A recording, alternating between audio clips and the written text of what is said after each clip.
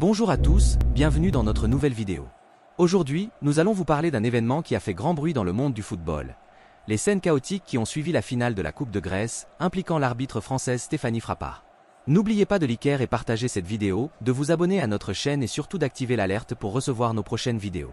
Stéphanie Frappart, une figure montante de l'arbitrage international, a été au cœur d'une controverse lors de la finale de la Coupe de Grèce entre le Panathinaïkos et l'Aris. Dans un contexte de corruption et de violence croissante dans les stades grecs, la fédération a fait appel à des officiels étrangers pour arbitrer les rencontres sensibles. 20 minutes. Stéphanie Frappart a brandi 3 cartons rouges, 2 pour des deuxièmes avertissements et 1 pour une faute grave.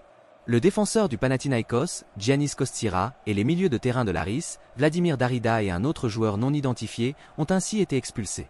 Mais ce n'est pas tout. À la fin du match, remporté 1-0 par le Panathinaïkos, Stéphanie Frappart a dû être évacuée par les forces de l'ordre. Les joueurs et le staff de l'Aris, mécontents des décisions arbitrales, s'en sont pris verbalement à l'arbitre française. Le président de l'Aris, Theodoro Karipidi, était particulièrement en colère. Cet incident n'est malheureusement pas isolé en Grèce. En 2022, un fan de l'Aris FC a perdu la vie après avoir été battu à mort par des hooligans du club rival du PAK. Cette saison a également été marquée par un drame avec la mort d'un fan de l'AEK en marge d'un match de qualification à la Ligue des Champions contre le Dynamo Zagreb. Face à cette situation alarmante, le gouvernement grec a pris des mesures drastiques. À la fin de l'année 2023, il a ordonné un huis clos total pour toutes les rencontres du championnat de football jusqu'au 12 février 2024. En conclusion, cet événement met en lumière les défis auxquels est confronté le football grec, miné par la violence et la corruption.